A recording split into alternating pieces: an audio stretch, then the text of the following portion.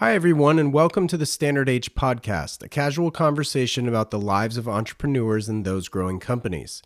This podcast has been a wonderful supplement to my apparel brand, Standard H, which serves up elevated casual automotive and travel-inspired apparel and accessories to you discerning car and watch lovers. It's been a blast recording these episodes, and if you like what you hear, please visit standard-h.com and sign up for our email list. Our recently revamped website not only hosts every episode of this show, but also allows you to explore the entire product assortment and our latest travel recommendations. As an email subscriber, you will then receive offers no one else is privy to, and I can promise it'll be well worth your while. Just hit pause real quick and hop over to standard-h.com to sign up. We'll be here waiting for you to hit play when you return. Watch collecting is often described as a journey, and along these roads of exploration, you may encounter independently owned brands you've never heard of creating some of the most incredible timepieces. If you're in search of these brands, look no further than Passion Fine Jewelry, owned by former Standard H podcast guest Tim Jackson. Offering incredible timepieces as well as phenomenal customer service, Passion Fine Jewelry is California's largest independent watch dealer located right here in Solana Beach, just north of San Diego. There you will find Roger Smith, Gronfeld, Kudoke, Habring, Sarpaneva, Roman Gauthier, and many more. If you can't make it to California, visit passionfinejewelry.com for their entire offering online. This episode is also brought to you by Cantonment. Cantonment's flagship product, the kerchief, is a perfect medium between a handkerchief and a bandana. Featuring iconic designs such as a Fender Stratocaster and the dashboard of a Volkswagen GTI, these utilitarian cloths are an item that should be a mainstay in your everyday carry. Tuck one in a back pocket or use one as a neckerchief. Visit them at Cantonment Co., that's CANTONMENT.co, and use the code STANDARDH in all caps, no spaces, for 20% off their entire online shop. Now let's get to the show. Andrew Maness and I met through a mutual friend over the common interest of cars and watches, so it was only natural to host him on this show. Andrew is the founder and editor-in-chief of the Motoring Journal, an eclectic quarterly magazine now in its second year of publication. As a snowboarder from Vermont, it turns out Andrew and I have even more in common than we thought as we reminisce over 90s US Opens and how close he was to that action. We chat about his time in the Northeast and, of course, his history within the automotive space. There's plenty of car and watch talk in this one, so why don't we just get into it? I'm your host, Wesley Smith, and you're listening to the Standard H podcast.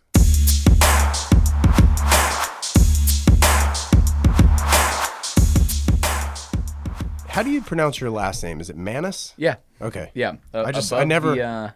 It could be Maness. Well, look, there's a lot of people. It's like above the Mason-Dixon line, it's Maness. Below the Mason-Dixon line, it's Maness. And that's my dad's from Louisiana, so there's like the southern side of my family, and to him, it's Maness. Wait, hold on. Yeah. Your dad's from Louisiana? Yeah, Shreveport. No kidding. Yep. Okay, so tell me about that. Big southern family. Never would have guessed. Because you're from New Hampshire? I'm from Vermont. Vermont, sorry. Yeah, my dad grew up in the South and was married and young, got divorced, and one of his friends dragged him up to working at a summer camp in Maine as his assistant. And it was an all-girls summer camp, and they were the woodworking guys. And my mom was the riflery instructor. So that's how they met. Okay. Which is one of those stories that when I was younger, I was like, yeah, that's a normal way for people to meet. Liberals with guns. Liberals with guns. Exactly. It's kind of a rare breed. Yeah, well, that's Vermont for you. And it's weird because I don't think of myself as necessarily a liberal. I would say it's like I have liberal tendencies, which is most people in Vermont. There are a lot of liberals. Very few of them are. 100%. And this is not a political podcast, nor do I intend it. No, you should keep all of this in. This should just be the way you roll right into it. This is our first rapid fire political episode. Yeah, exactly. Right. So where do you stand on? No, just kidding. Yeah, let's go. Yeah, that's funny, man. Yeah, because your Instagram feed you're not afraid of politics. No, I don't think any. I don't think anybody should be. Right. Politics is life. Like Yeah. that's the thing. Like literally, like I. It's just how much time and attention you have to devote to whatever the issue of the day, month, year, decade is. Like how you're kind of rolling interest in what's going on. And yeah, there's times I see no reason why I can't jump from complaining about burble tunes on cars to abortion rights. But well, thanks for taking the time, dude. And we're here at Motoring Club, which is what neighborhood is this technically? This is Marina Del Rey. Okay. Okay. And this is our current home. And Michael Rapetti founded this 3 years ago now. And Is that all? Yeah. Okay. Yeah. Well, 3.5. Well, yeah, I mean, Whatever it is. additional If we 6 want to months. do you want to Yeah. get into like baby terms where we're Right. like, it's been 42.5 months or weeks or whatever. I'm always like, dude, don't make me do math. Like, Yeah. Give me it doesn't even have to be, it's a little over 2. divide it by 12. Like, no, just tell me how old's your kid? Yeah. Cool, man. Well, man, shocking. Obviously I just met Michael, through you, just momentarily ago. Had no idea this was this new, obviously pre-COVID. So that helped or hurt this business, do you think? Helped on it in an odd way. Maybe, it didn't hurt. I shouldn't say helped, but it really didn't hurt it. We were able to be pretty nimble. I mean, really through COVID is when I got really, intimately involved with it through doing the Motoring Journal, which serves as the official publication of the Motoring Club. The Motoring Club is the publisher of the magazine. Members get it as part of their membership to the physical clubhouse, but we also distribute through stockists and subscription. And that was a COVID baby. That was, almost a decade of freelancing as a photographer and a writer out the window because, within the space of a couple weeks, like so many things, just budgets slashed, everything put on pause. It's like if you basically travel for a living and a global pandemic happens, then, your life is just, Right. It's an on-off switch and you're on off. Exactly. Yeah. And pretty quickly, once things started to turn in terms of, okay, this isn't the blood coming out of your eyes Hollywood version of a pandemic. What am I gonna do? And I've just always loved magazines. Yeah, I grew up reading lots of different types of magazines. I grew up immersed in skateboarding and snowboarding culture, which informed a lot of how I kind of looked at creativity and it just being an open-ended thing and being able to, shift gears pretty quickly and just be nimble. Mm-hmm. Also do things on like a shoestring budget. So that was a pretty heavy influence. I was like, well, why not start a quarterly, lifestyle publication that's really rooted in the automotive world and inspired by automotive culture, but isn't just about the product. Just about cars. So this magazine started because of the pandemic, more or less. I had the time. It became a thing because I had the time to finally focus on trying to do it. It's an idea that I'd had for a long time and to do some sort of quarterly magazine. I was always inspired by Iron and Air motorcycle magazine, Meta, now Vana. Fantastic magazine out of Colorado, 000, Pete's Porsche mag. That's more like a book. Yeah. Really operate all these kind of quarterly or biannual publications, and there's lots of art magazines as well over the years that just picked up copies here and there. But Kinfolk Surface Journal, which is regular. Just a huge mashup of interests and styles, trying to boil that down into something that hadn't been a thing previously in the automotive world. Right. It's tough to say the Motoring Journal is, I don't say it's a car magazine. Like I said, it's a lifestyle magazine. It's just rooted in car culture. And I think that one of the things that can be the most interesting aspect of being into cars and the car community is all the different voices and people that can come to a meet and come together and just talk about this kind of shared bond. And also there's just different ways to be into cars. You know, for some people it's tuning them. For some people it's styling out the interior. For some people it's just the aesthetic thing. For some people it's the investment. For me, it's a little bit of each of those things, but primarily it's about the act of driving. For me, it's really going somewhere. Like, that's why I'm into cars. Okay, so I'm not saying me, but for the hypothetical, Yeah. I've never opened a motoring journal before. Yeah. That's not true, Yeah. obviously. However, what do I find when I open the magazine? Like, from a content perspective. I mean, yes, you've mentioned these subjects of aesthetics and tuning, but for you it's driving. So are a lot of the segments like actual trips documented, or like what when I thumb through the magazine at a newsstand, since you do sell, through distributors, what am I going to find? Well, we've tried to organize it in a way that is really fluid and inspired by kind of just, leaving the house, so to speak. It's pretty straightforward. So, we broke the sections up into, you have Ford, the garage, the intersection, the road, and exit. So front matter of the magazine, the Ford section, is kind of your shorter stories, lifestyle pieces. We have recurring columnists. James Lambden, generously from Analog Shift, makes time to do analog dialogue for every issue. Michael Williams has, a continuous column of his blog, A Continuous Lean, which a lot of people would probably know from listening to this podcast. And then you move from that, you're into the garage, which is a little more product heavy. Sometimes we've got motorcycle reviews in there, a short review on a new car. Continuing feature now that we came up with is owned and operated. So that's, could be vintage, classic, neo vintage, could be new, but we're generally going to kind of stay away from more recent stuff if it's someone's owned vehicle. So we want to know, why do they own this? Where'd the inspiration to own this come from? Then you jump into the intersection, and that's really where car stuff is going to take a back seat. And throughout the first 6 issues, we've done different styles for the intersection. Sometimes there's been longer form interviews in there, feature on an artist, sometimes photo essays. Now it's kind of matured into this thing where there's usually 3 photo essays with varying degrees of text, or varying lengths of text to accompany that. And that's going to be the section that's the least, automotive heavy.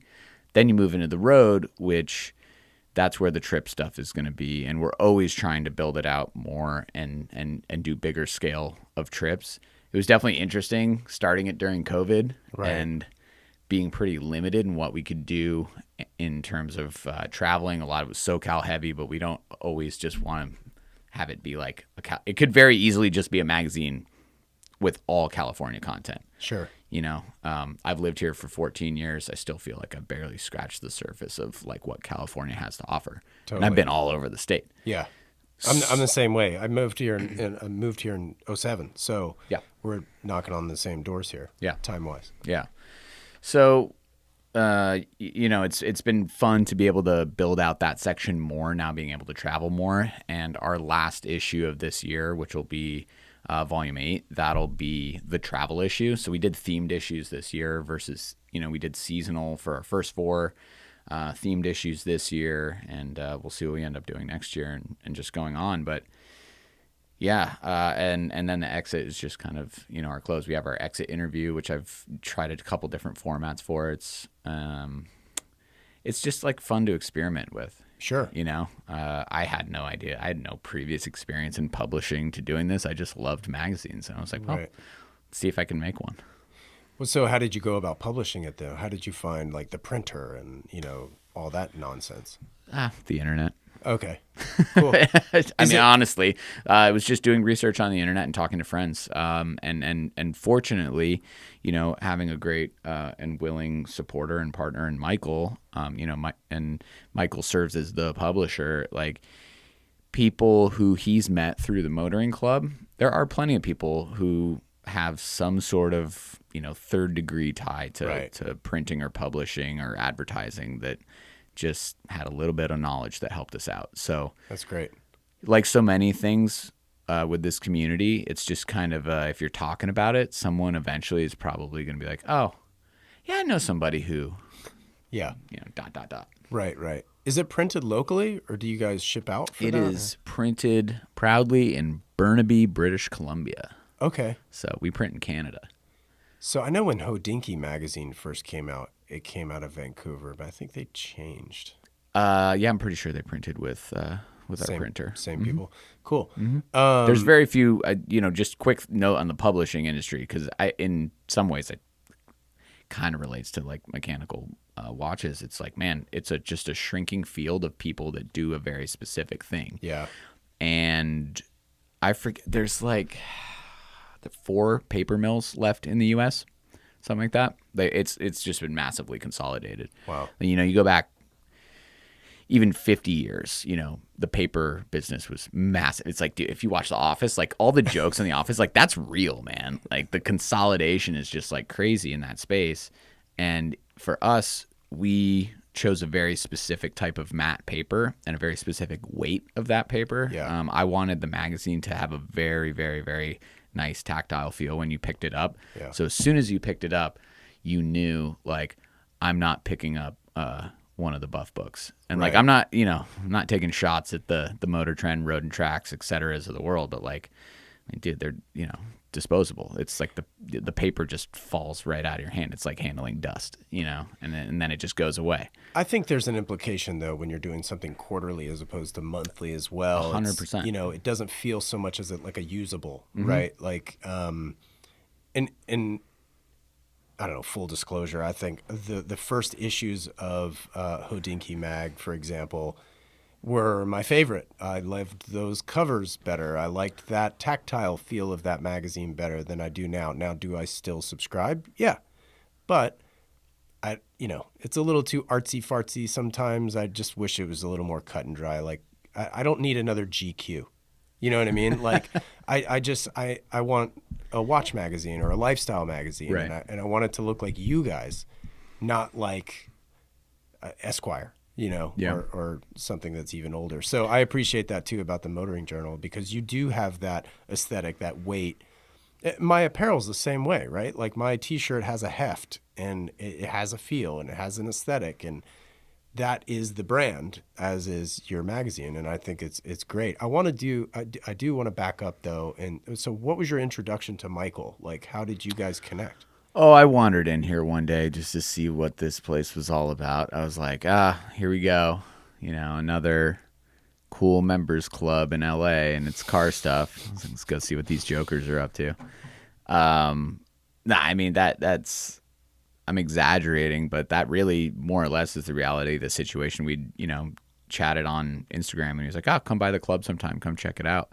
And, I was living just 5 minutes away at the time. I used to live in this exact neighborhood, so came in and chatted with Michael, and just really, kind of loved his perspective on community. Sure. And the fact that he was, admittedly like not the biggest car enthusiast in terms of his scope of knowledge or ownership. It wasn't like he was some kid with, 10 cars who was like, I'm going to, create a club around this and let everybody just check my stuff out and see how great I am and blah, blah, blah, blah, blah. It's like he's just kind of a straight shooter. And I don't know. I just kept coming by when I could and watched it grow organically. And I knew some other people who were friends of mine for multiple years who were like, oh, yeah, I'm a member.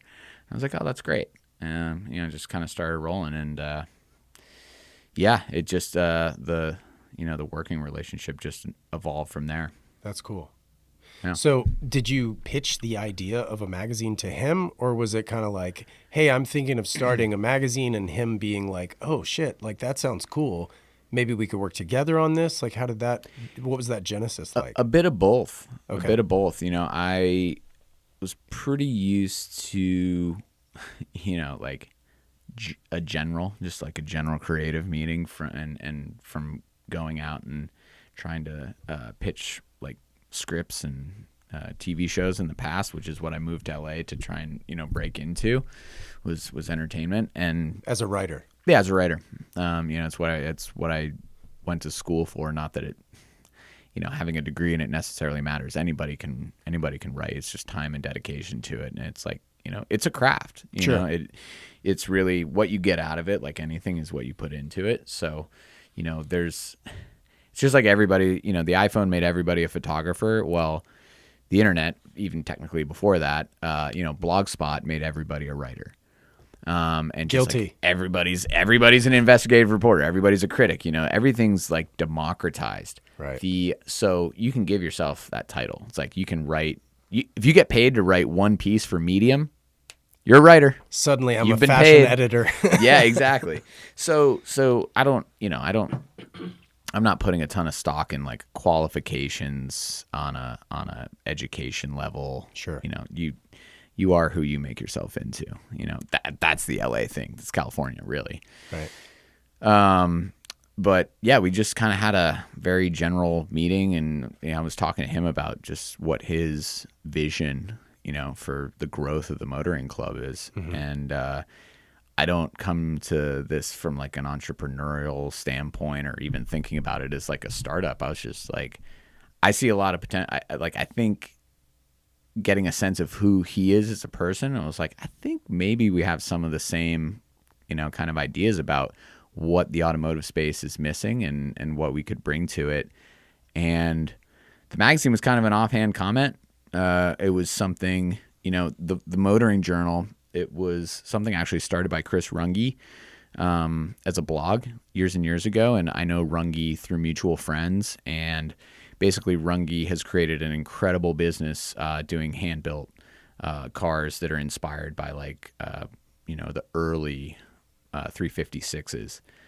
So he's out in Minnesota building incredible stuff, has a kid and or multiple kids now, I think, running a farm, and the Motoring Journal IP was just kind of there, Right. sitting there, Right. sort of languishing, and just kind of came back around. And so that's the genesis to that. Just shout out to Chris Runge, and man, when time allows, like I just want to do it proper, but it's like I have to. There will be a big feature in the Motoring Journal eventually, like on Runge and on the cars he's building, and just like that freaking upper Midwest car scene, the great frozen Yeah, I was gonna say, north of America. It's got to be super interesting because, like, on one hand, their summers are incredible. I was just in Chicago a week and a half ago, but I know what Chicago's like in January. So, like, a 356, especially as a speedster or something like that, it's you're only driving that thing like 3 months out of the year. Yeah, I mean, I have to imagine most of his clients, most of the people he's built cars for, are out here, or Florida or somewhere warm. But Sure. it's the it's the maker life in those climates. It's work all winter indoors. Build in your shop, and then continue to work, the rest of the year like everybody who's making shit does. But, in the summer you get to go outside and enjoy some of the fruits of your labor. Right. He's got some pretty great videos, I think, though, on his Instagram of him driving some of these cars like during the winter with like, like a Parka. Yeah, like down goose parka and gloves and all that kind of stuff, which is a riot. I've done that from time to time. I've had convertibles out here in California winter and like taken a few on road trips. You get up into like snow up in even Angeles Crest. Oh, sure. Yeah. Dude, C8 actually this past winter, the Stingray. Yeah.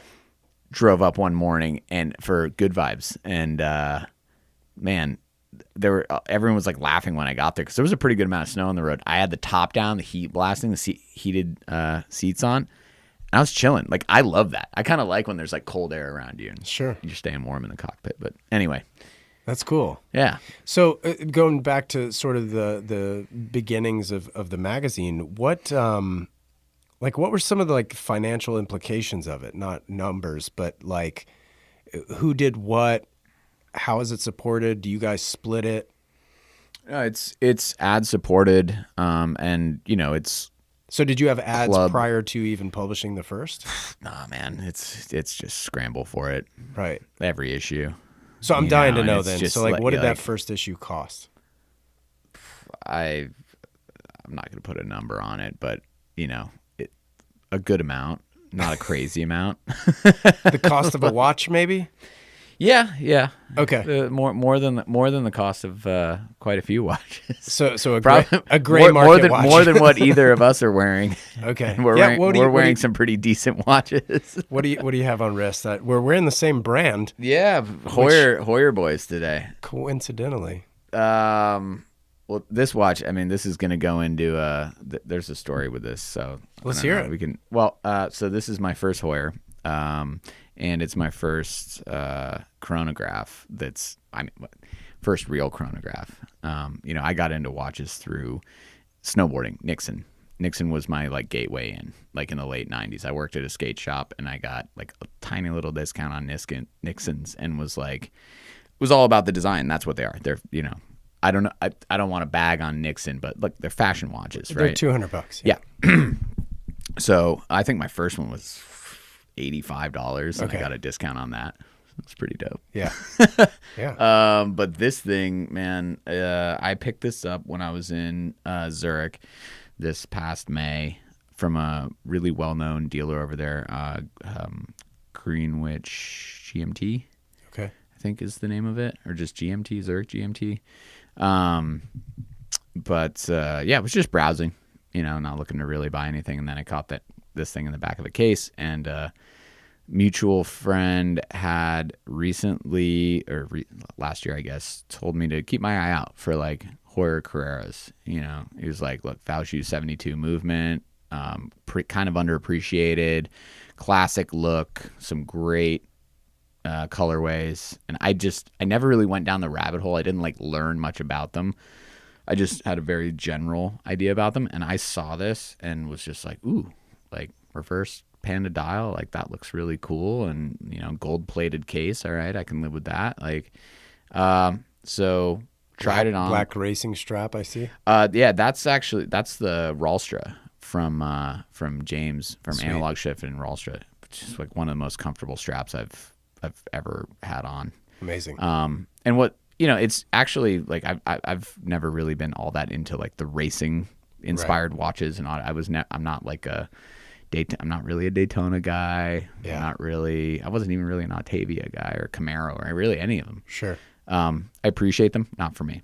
Right. Put this on, was like, oh yeah, like I love the way this watch looks. So go back. I'm all, that post purchase excitement. Yeah. Send a photo of it to my friend. He's like, congrats, good move, blah blah blah. Gets back to me like half an hour later, and I just see, uh-oh. I'm like, uh-oh. What do you mean, uh-oh?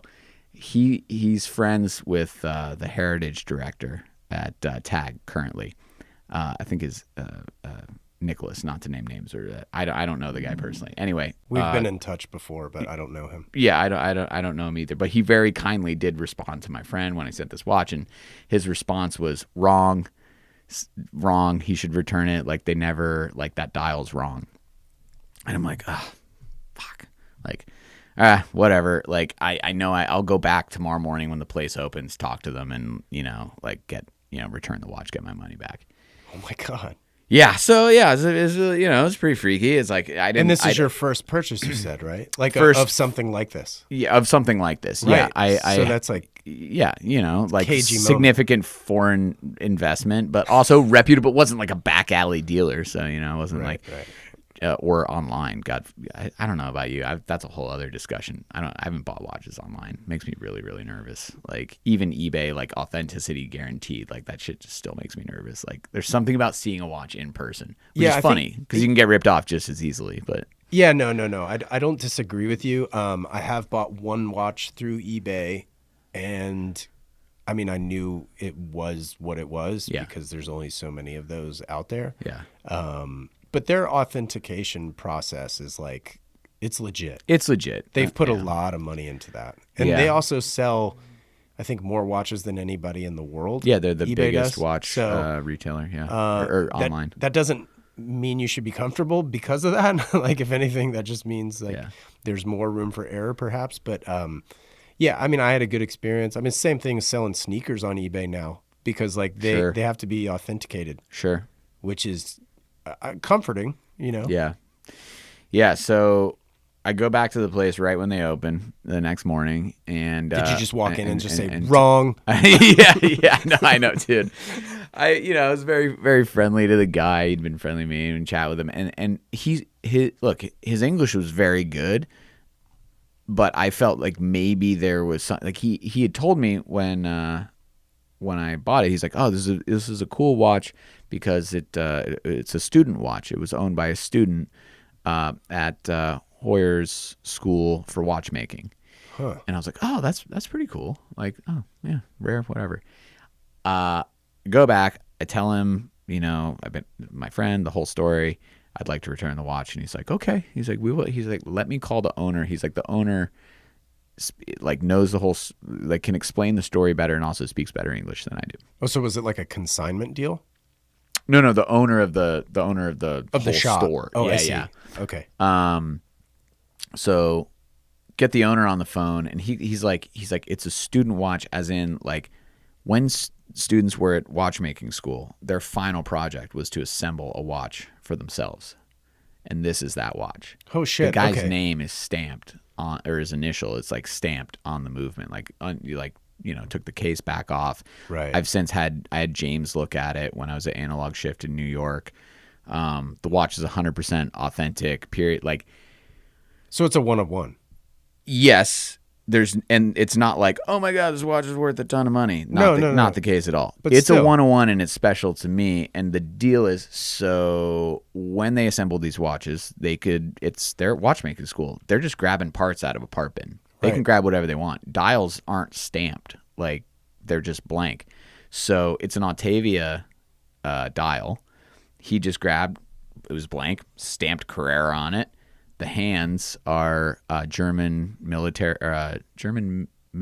or Air Force Bundeswehr hands, like a watch that Hoyer made for the German military. So it's a combo. And then also, which I discovered after being out of my friend's boat for a full day wearing it, dude, the frickin' loom still it glows. Like and these never had loom, apparently. The plots were, but he loomed the plots and they still glow.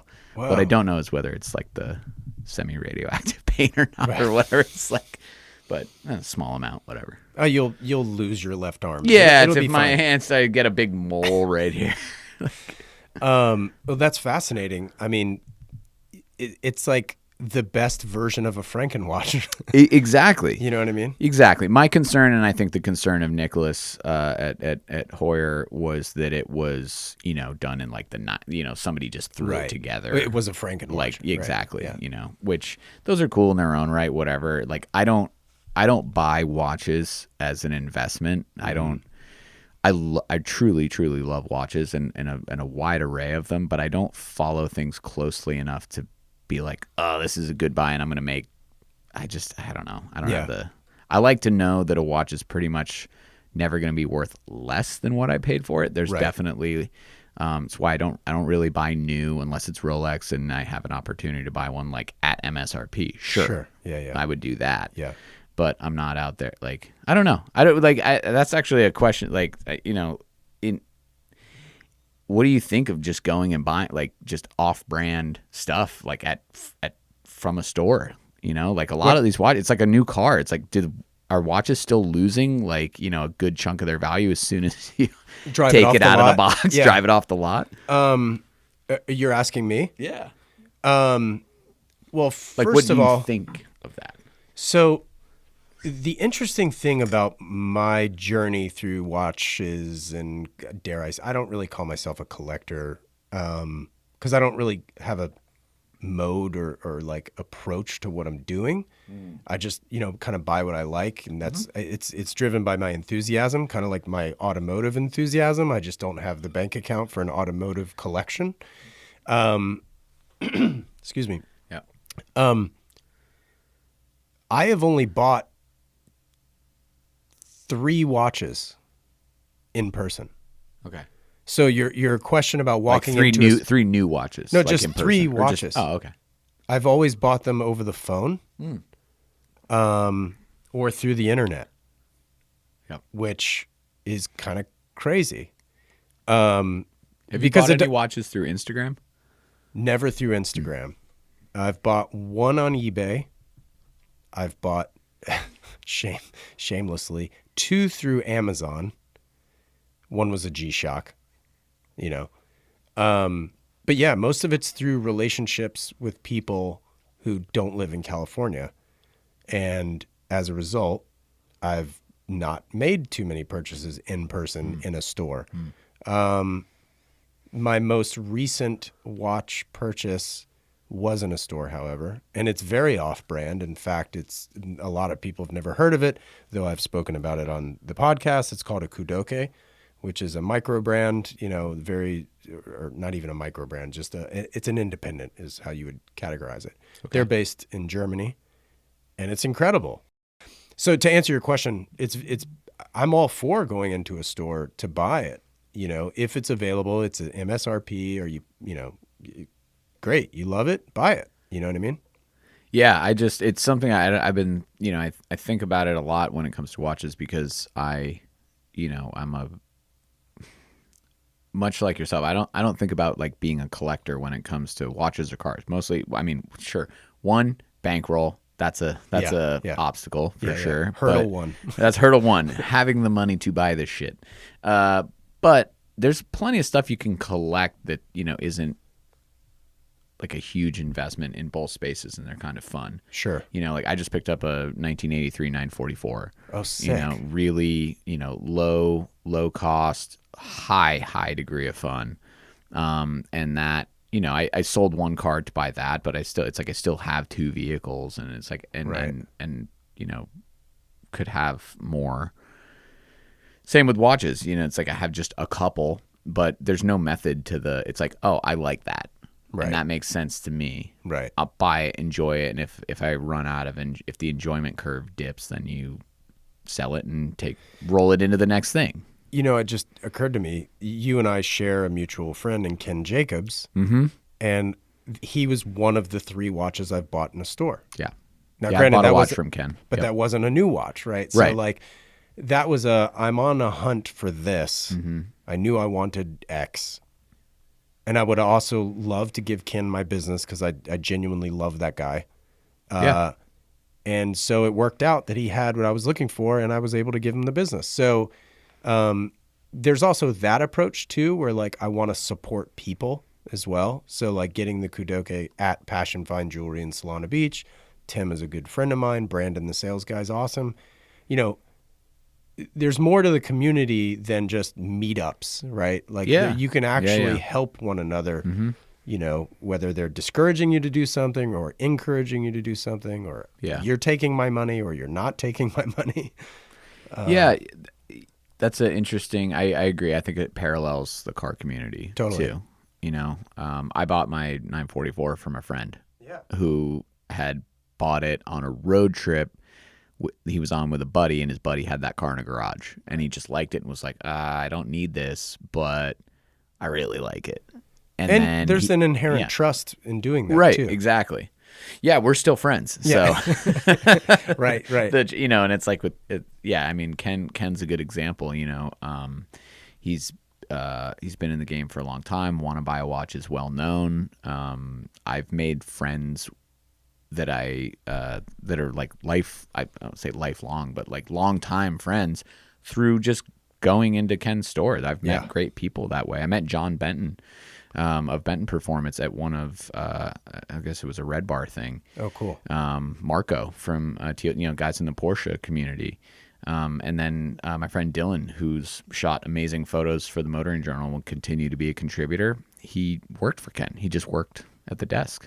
That's awesome. So yeah, it's one of those things with, watches and cars. There is like a big overlap in the communities in many aspects. And yeah, I've met some great people through both. Yeah. But as far as like, I guess what I was saying about buying a watch in store is like what I was contemplating is like expanding my brand horizons going forward. And it's all relative, obviously, like Hamilton. Sure. Hamilton's a watchmaker that I know a decent amount about the history throughout the years, and I like the khaki automatic titanium. We have that recommended as a watch in our next issue. It's under the in wants and needs, and it's a great watch. It's around $1,000 roughly, I think, but you can get the regular one for like $500. Yeah. And I don't know. I was just kind of thinking about it. It's like half the price, and you're like, okay, if you buy a $500 watch and you keep it a really long time, and you get a lot of enjoyment out of it, who cares? Yeah. And like to a lot of people in the watch community, it's like $500 or even $1,000. Like it's nothing to them. It's still a lot to me. It's a lot to most people. Right. Spending $200 on a watch to a lot of people is a lot of money. Mm-hmm. So it's like rationalizing. Okay, I'll spend $5,000 on a Rolex because it's always going to be worth $5,000 if I buy it well and I buy the right one. Right. And that's a better, if you can tie that money up, it's a better investment than buying $1,000 watch that you might be able to unload for $300 down the line. And like it's also that's the tough rationale that I'm always playing with. Yeah, and I'll call it the I word, right? Investment. It's like that was never a thing 4 years ago, 5 years ago. Really. I mean, like major topic, Totally. from a community perspective, no one talked about the investment, right? Yeah. Some might just call that a wise adult decision. Right. Like, Right. And to me, that's the way I look at it. Like, is this an adult decision? Yeah. And more importantly, for me, when I look at watches, like, take the brand off the dial. Do I like what it looks like? Yeah. Because the movement doesn't matter if you hate looking down at it, right? You know what I mean? Like that's the way I approach things. That's why I'm so much more driven by aesthetics than any technical prowess that watch may exude. But I want to hear more about your cars, though, man. So you got a 944. You said you have two cars. Yeah, but I have a 83 944. What color? Black over brown and tan interior. Oh, whoa. Yeah, it's a cool combo. Interesting car. Sold. I think I'm the third owner according to the book. That's incredible. Highly optioned car. Has the full leather package, sport seats, limited slip diff.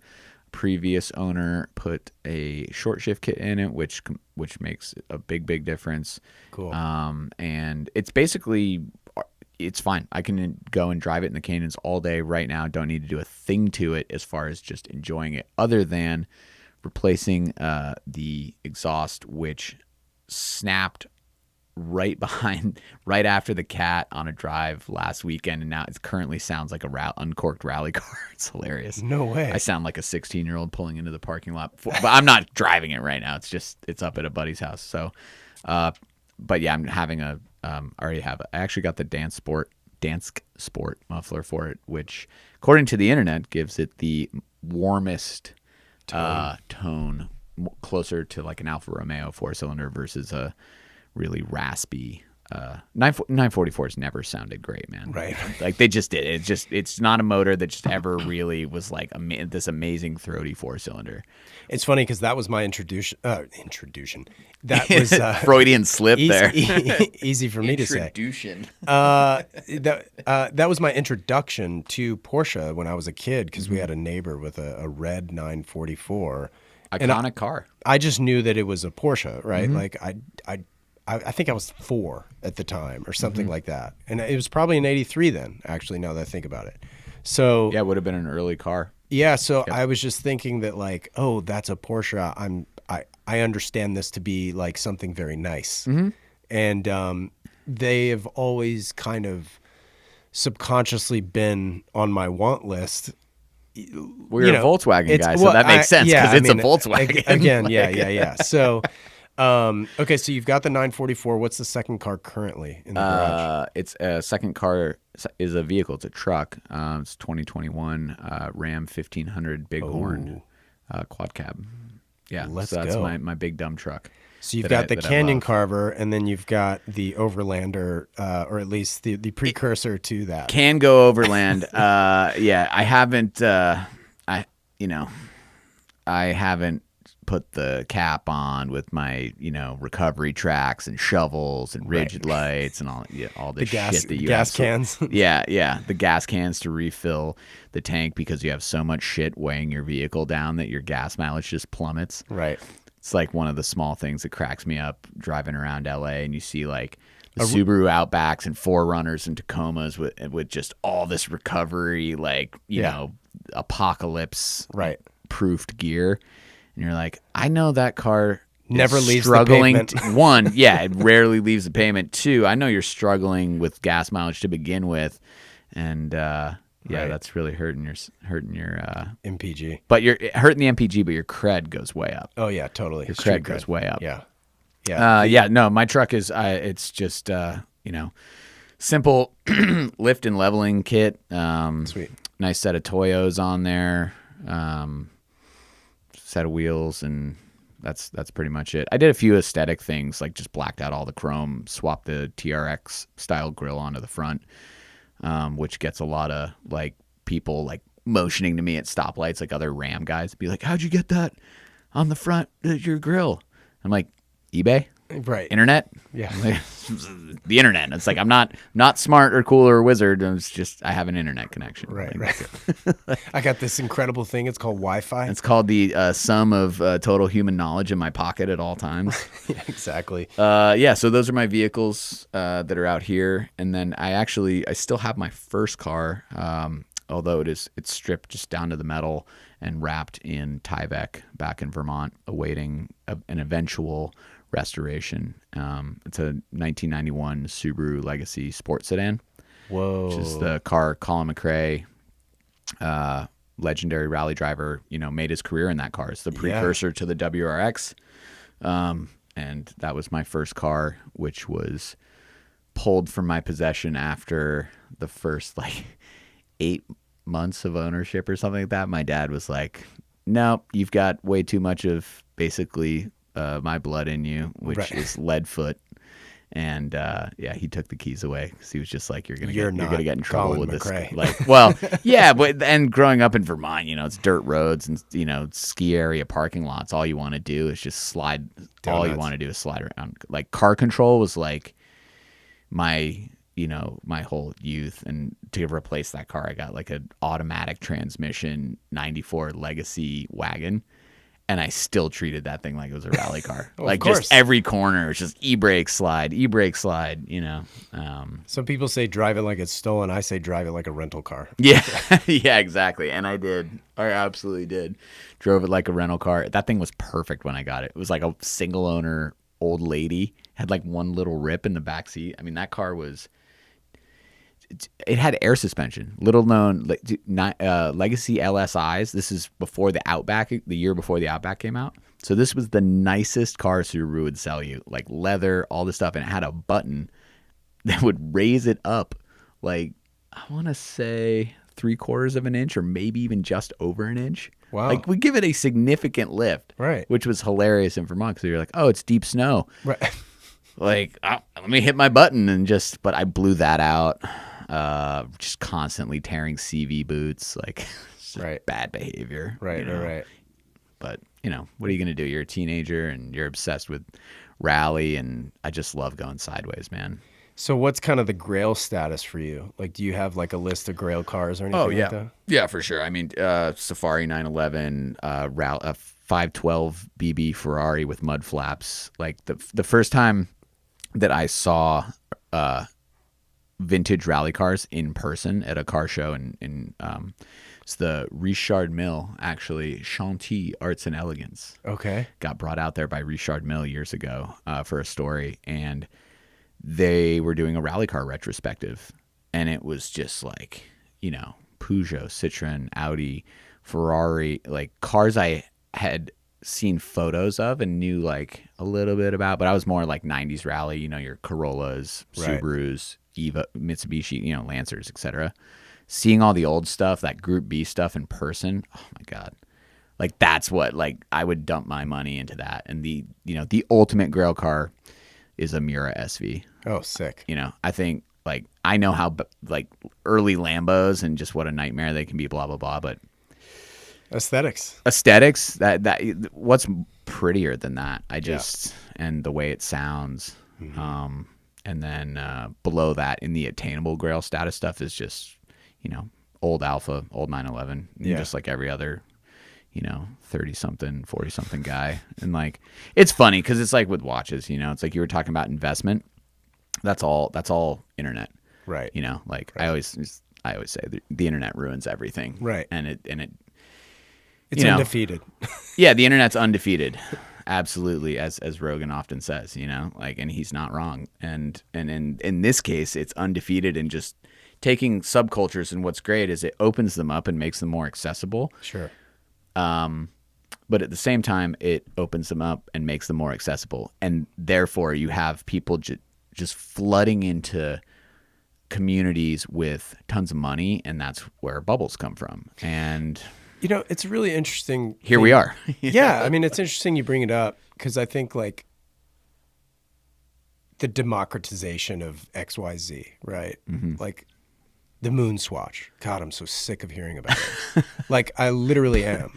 Right. But sales of Speedmasters are like, real Speedmasters are like through the roof. Great marketing play. Great item, right? And the democratization of it is great. Yeah. This is all fantastic. The problem is when if everything's available to everybody and all the rest of that and it's great.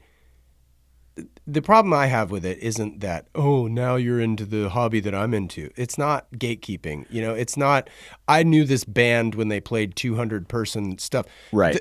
But it loses special in quotes. Like, like it's no longer special if everybody uses it, everybody buys it, everybody.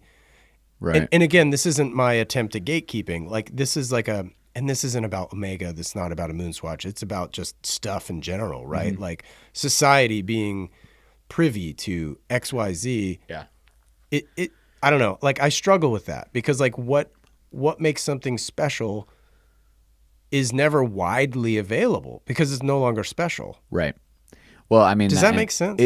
I know where you're going with that. I mean, there's very few things that are new that are legitimately special. It's Rolex has mastered, manufactured scarcity because what gives something value is verified scarcity. And when you consider that is the thing with like old 911s. Doesn't matter really what generation. Although if you talk to mechanics and guys who've been around, they know which years are the good years and which cars were shit. Right. And I'm just gonna say it. Like, look, 964s until Singer, like started chopping them up and making incredible cars out of them. Like what Singer does is amazing, right. Amazing. But just a regular 964, those cars were horrible in terms of the lineage of 911s.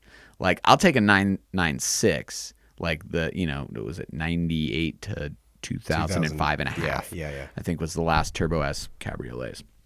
I'd take a 996 over a 964. Doesn't look as good. It's a way better car, even though it's like the Toyota years of Porsche. Right. Sure. But yeah, you get into that mindset of, oh well, they're not going to make any more of these, and a new 911 is a whole, forget the cost because cost is out the window now. Right. Like when you've got G-body cars going like regular Carreras going for close to what like a base 992 or like let's say a 991.2 911's going for. Get the new car. Right. You fucking idiot. Like like what are you doing? Like they unless you very specifically want to be cool. To be so cool. Yeah, I mean the clout, yeah, that's true. But it's an investment. That's where the I word comes in again. There's so many people in the space that whether it's vintage Porsches or vintage watches or vintage Alphas or what, Right. vintage pens. I don't know much about the pen market, but come in and they're like, well, it gives me clout to operate in a certain space, and I'm not really that interesting, so I can like buy my way to being interesting. Totally. And I always say it's like, if the most interesting thing about you is the stuff you own, like you got problems. Yeah. Like you might want to take a look at that. Right. And that's harsh. And there's probably a lot of people who listen to this that are, want to wring my neck for saying that, but it's the truth, man. Like, stuff is just stuff. Right. It's a nice to have. It can be an add-on, but it shouldn't define who you are. Yeah. And or really any one thing shouldn't. Again, not to get political, right? But let's go. But anything it's just anything, any one thing, you shouldn't pick that thing and just make it your entire personality. That is the genius of Trump, is he figured out, like, way back. I mean, dude, what was that, 98 when he gave that interview in Rolling Stone, and he was like, if I ever ran for office, I'd run as a Republican because they're dumb enough to vote for me and get me in there. It's funny. I always say too much of anything is unhealthy. Like, I mean, if you made your entire diet broccoli, like, you're going to have issues. Yes, and I think people will have issues with you for doing that. Yeah, exactly. There's a group of guys who I introduced some of them to each other. They're like, roughly 10, 15 years older than I am. Okay. The dad crew, as I like to call them. But they're also guys who I love just listening to them, go to them for advice or whatever, life, family, this, that, and the other. But it's really interesting being friends with a group of guys that are at a certain age, and not only like, it's like adult male friendships and like, let alone how kind of hard that is and can be to form like actual meaningful bonds like later in life. But sure, just what going for a drive, I can see like what that means to those guys, and having that time in an older car, but also sharing the keys. Right. Like, everyone's like, oh, you got, can I drive that? You got to try this out. You got to try this out. The attitude of you got to try this out versus, kind of standing off to the side and like waiting for people to come like kiss the ring for like what you bought. Right. Yeah. It's well, I think that's what's great about the watch community that I think the car community is okay at, but could get better at. And that's like, oh man, what are you wearing? Dude, I'm the guy that's literally taking it off as you're asking, and I'm handing it to you. Please check it out. Please try this on. Like, check it out. And I think the watch community is really, really great for that. What got you into cars to begin with? Your dad's a lead foot. Yeah, I mean, it was primarily my dad. What was he into? As it kind of grew, a little bit of everything. Like I was saying, like at the beginning, he grew up in the South. He built hot rods and muscle cars with his friends. Cool. He had a really cool Buick station wagon that he built out, and I think he tried to track it. I think it's probably long gone based on wherever he kind of gave up on that search. But yeah, he was cars and motorcycles, and he's very mechanically minded. Yeah. Construction guy, you said. Carpentry. Yeah. I mean, but everything. Right. Painter, cabinetry maker, like just left-handed and very talented in that respect. And I can wrench if I absolutely have to and have a little guidance, but I'm definitely not like, I can't get out of an old car and be like, oh, I need the timing needs to be adjusted on this old Mustang. Right. But I'm just, it's for me, it's more the aesthetic and then like going for the drive. So I think I just spent so much time in cars when I was younger. You grew up in New England. I grew up in a pretty rural town. It's 15 miles to the town where I went to high school, and that had like a supermarket instead of a little general store and all that kind of stuff. So it was always a back and forth. Yeah. And once I got my license, I mean, if you grew up in a rural area, your license is freedom. You can, when it occurred to me, like, oh, I can go as far as I can afford gas. Right. And having that realization was like, oh, I could drive to Boston. I could drive to the coast. I could drive to New York City, like if I wanted to, if I could afford to. Right. Yeah. And then every trip to the supermarket's a time attack. Yeah. They're definitely, man. Yeah. I definitely owe some neighbors some apologies and stuff. But it's kind of funny though, because there's not, it's a small town. It's like if you have like a very recognizable fast car. Right. It's like everyone's friends with your parents. You're not getting away with shit. Right. Even though I probably thought I was. Yeah, just my dad, and honestly, just being the era we grew up in. Yeah. You know, So what boys was your and their dad toys, so to speak. What was your dad driving when you were a kid? Oh man, we had some rad stuff. Let's see, 84 Subaru GL wagon, probably pushing out about 85 horsepower. 1992 Ford Taurus wagon. Okay, we had an 88. Third row. Oh yeah, third row rear facing seat. Yeah. And then my youngest sister was born or was on the way, so my parents upgraded to that newfangled thing in the mid 90s called a minivan. Yeah. Had the Windstar. Mm-hmm. Took out, I think, a 10-point buck with the front of the Windstar. So got a 2001. I didn't. They did. Okay. Graduate. So how was the car? Because usually total. Yeah. Total. Yeah. I mean, look, you grew up if you live in New England or even Jersey, dude. Jersey's got crazy like North Carolina. whitetail deer. So you're gonna hit a deer at some point.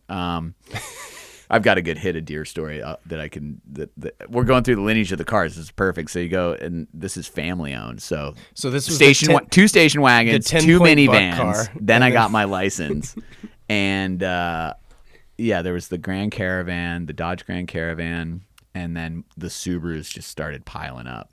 It was like, and it's funny because obviously Vermont, everyone's gonna make their New England jokes in it. But look, man, if you don't want to spend the money on an Audi, or you just know better than to spend the money on an Audi or a Saab or a Volvo, which a lot of people did, and you don't have a truck, which my dad did briefly. That's right. He had a Zuzu pickup, 4x4 Zuzu pickup that I think was donated to the local fireman's auction. Like just drove it into oblivion and then was like, "Here, you guys take this and auction it off to somebody." That's nice. Yeah, so let's see, 94, like I said, 94 LSI wagon. Then went to college, got a 95 Legacy wagon, came back east, got a 2002 Impreza Nice. 2.5 TS hatchback, and did just about everything you could to that car to make it fun to drive, short of a WRX engine swap, which I was going to do. Then the '08 WRXs came out. And I got one of those. I had a Tacoma briefly. No, I had the Tacoma, then I got the Subaru. That's what it was. Then I moved out here, and I had that Subaru for a while. Then I had a Fiesta ST for 9 months that Ford just like gave me to do this like social media campaign called like the Fiesta Movement Remixed or something. Okay. Fun car as far as little hatchbacks go. Sure. Too fun. They pulled it from America because it was too much fun. We don't know how fun small hatchbacks are. Where did you go to college? I went to the University of Nevada in Reno. Oh, okay. For their journalism program. Okay, so you were like head down journalism from day one then? Kinda. I just knew. I don't know. You just liked English class in high school, or what? Well, my mom wrote for a local newspaper, and I tagged along with her to a lot of like she'd cover like local snowboarding events that I was either trying to compete in or I knew friends were competing in. Cool. And I was like, oh, that's kind of cool. Like if you write for a newspaper, even a small one in a small town, you can get credentials for X Games. Yeah. Did you grow up going to the like US Open and stuff? Every year. Sick. Every year. Is that Stratton? Stratton. Yeah. I competed in the Junior Jam a couple times, and never podiumed or anything, but yeah, I was like around. I was immersed in snowboarding my entire life. Who was your guy? I mean that's like half pipe from country, where I'm from. Yeah, half pipe country. It's funny from the US Open. Ross Powers. Ross Powers. Like my grandmother taught Ross Powers, and I've known Ross for many years. Super nice guy, and I think he's still coaching at SMS, Stratton Mountain School, which a lot of my friends went to. I was just immersed in snow. Ross was like the guy because he was like from our hometown area, right? Like was not the same town, but from our area, like, just was like a regular guy who won an Olympic gold medal and did like until recently like the highest like half pipe air in competition like ever. Yeah. You know, that shot of him doing a method at Salt Lake in 2002 was like, that's our guy. Like, he's a redneck, and he just won like snowboarding gold. And I don't know. There's so many people. Like, I grew up very like I said, like immersed in it. It was my entire life, and it's all I wanted to do. And when I figured out that like the competition side wasn't really for me, that I liked the like filmmaking, like snowboard films, that's what got me interested in film and storytelling. So it's like this perfect overlap of like, you know, reading all those magazines growing up, Snowboarder, Transworld, Thrasher, Eastern Edge. Yeah. All these great magazines. Eastern Edge. You remember Eastern Edge? God, Dude, yeah. Shout out Neil Korn, Eastern Edge. I still have all my copies of Eastern Edge too. Holy shit. And like those guys, US Open would just bring, you know, the best athletes in snowboarding to our home zone, and you just got to meet all of them. I mean, I have competition bibs like from when I was in like the junior jam and the couple years that I did like the qualifiers for the US Open when I was in high school. Yeah. Autographs from like everybody. If I go back and look, even like my friends are younger kids, you know, the Matronis, Danny Davis, Mason Aguirre, like the guys who became friends of mine that were younger. And I was like, dude, sign the bib because I know like your signature's like going to be worse. And Danny Cass, like all these guys who, and a lot of them, life took them in many different directions. I actually just saw Jack announcing Summer X Games. Like he's been an announcer for X Games. He's doing Summer X now currently. You know, life took a lot of different directions, but it's just funny looking back on that. And you're like, oh, you have all these signatures of people who were like younger than you, but you knew they were, you know, destined for greatness. Yeah. So, I don't even where this. Oh, I was talking about like the writing thing. So like when it came time to go to school, I was like, well, I want to be close to snowboarding and still kind of in snowboarding. Tahoe. So I was like, Reno. That was the closest made sense. Applied to Boulder, didn't get in. Thank God. Probably would have partied myself to death. My fiance went there and survived though. So shout out to how stronger than I am, I guess, with the partying respect. Yeah. Go Buffs. Yeah. Oh man. Is that the first Go Buffs on your podcast? 100%. I'm just curious. Okay. 100%. Okay. Yeah, cool. yeah. One of my best friends went to see you, so I spent some time. I like to say, if you spend long enough in LA, you're gonna have at least one friend who went to see you. Well, that is true. I was obviously still in North Carolina when he was there. He's actually younger than I am, but he went there all 4 years, and so like I would just go out, we just the Summit County Pass or what have you, and then just go ride with him, and you know it was a blast. And you know what was it like? Boulder is 27 square miles surrounded by reality. I think that's what they say. Something like that. That's pretty. I don't know that I'd heard that one, but that's pretty good. Yeah, it's most pretty college accurate. towns. Yeah, you know? and now it's like incubator, startup, VC money. Yeah, like, tech. You know, like everything else with Denver, Austin. It's just tech comes in, gets that tech money in there, and just makes it pretty. Everything's pretty generic. Yeah, I still tech love washes Colorado. it out. For sure. I love it's it. gorgeous. Absolutely love it. So what was your first gig out of school then? Because we'll have to wrap up here in a second. But so you were working freelance, right? So like, how did you get into the car world and get invited to Richard Mille events? Dude, so this is the career path that I can suggest to all your listeners. Go back in time. First and foremost, you're going to want to go back in time. Buy Google stock. Yeah, buy Google stock. Change it to Loogle. And Amazon. Yeah. Go back in time and start blogging while you're in college. Start a WordPress, which for those listeners who are younger, WordPress used to be a blog site, not something that you built an entire website on. That's true. Go back, start blogging. Have that blog just exist as a record of the fact you can self-motivate and write and have a perspective or a unique-ish point of view. Check out screamingmouth.com on Blogspot. Screamingmouth.blogspot.com. Yep. I love that. Okay. That was mine. Nice. Yeah, mine was thisnicelife.wordpress.com, and then I bought the .com, and I still own that, and I'm still going to do something with This Nice Life. It's like still my email.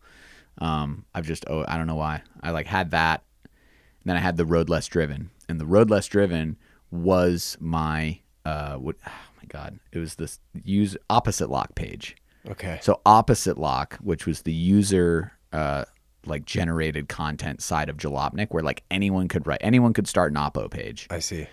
And I think I started The Road Less Driven in like 2010 or 2011, thereabouts, and quickly like got front paged a couple times. So what the editors, Patrick George, and I think Travis Okolski at the time, and maybe Bob. I can't remember who was running it at the time. I think it was Patrick though. Okay. He would pull content from Oppo onto the front page of Jalopnik, which was part of Gawker. And it that's eyeballs, man. Right, sure. Like I wrote a few things that were pretty aggressive because I was writing for free, so I'm not gonna like check my tone or whatever.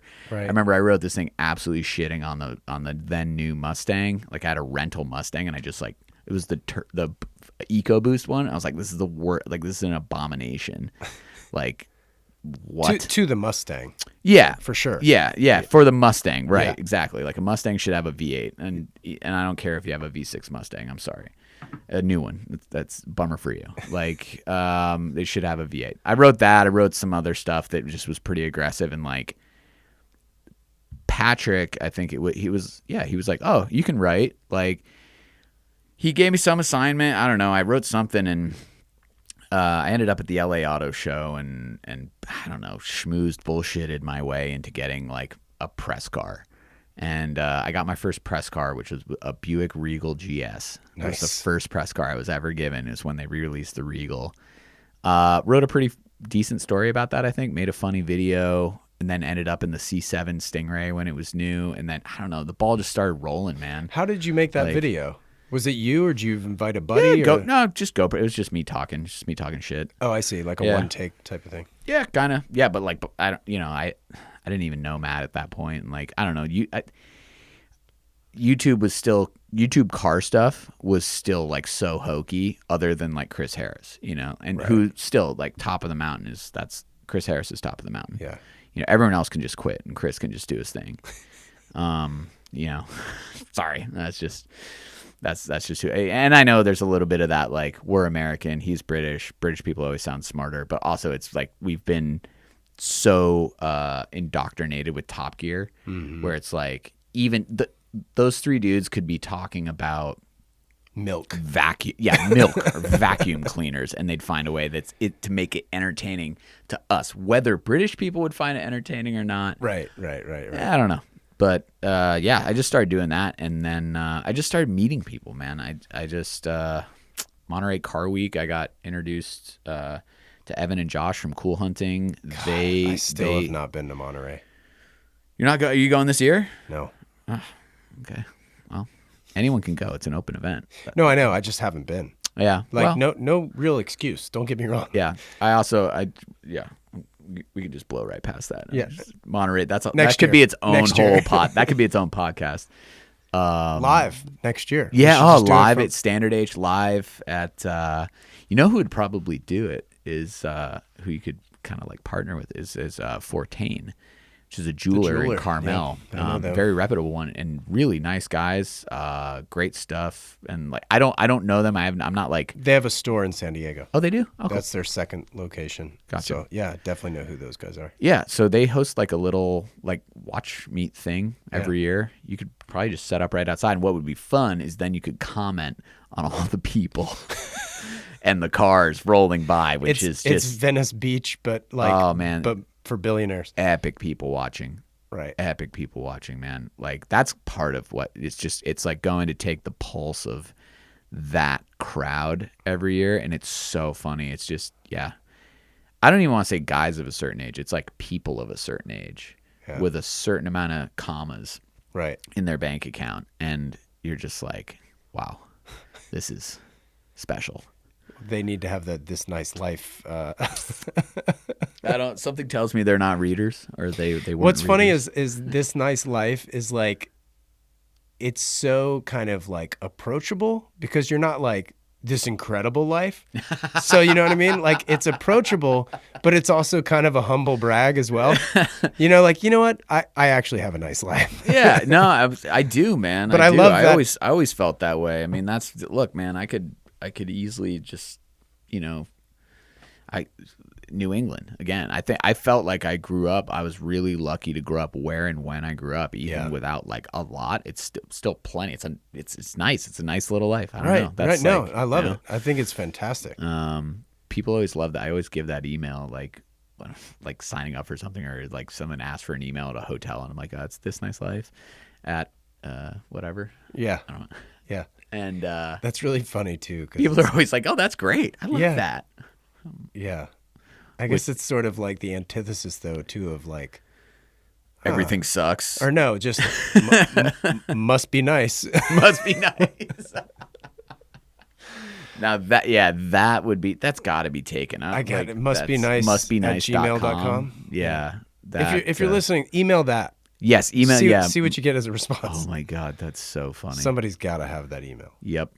Yeah. So I don't know. That's the quick roll through that's the career path. If cool. you want to get into the, I'm just a writer. Like I don't classify myself as an automotive journalist. It's an area that I happen to write in, but there are guys who that's all they do, and they're so intimately involved in the industry, and it's all consuming that like to call myself an automotive journalist would be. But also, it's like I don't know. I don't even know if that journalist should be applied to it. I like auto critic. Right. That's like the guys who are really good at it. I'm like, you're an automotive critic.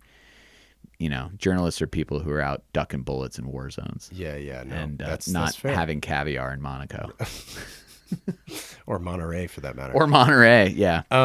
Where can people find you? How can they get the magazine? You've sort of thrown that out there already. But. Yeah. People can find me at Andrew T. Maness on Instagram, and they can find the Motoring Journal at the Motoring Journal on Instagram, and they can find the Motoring Journal physically, the magazine, at Sid Mashburn locations. Shout out to Sid, and great store. Great stores, great guy, just good network of people. Yeah. And Uncrate carries it.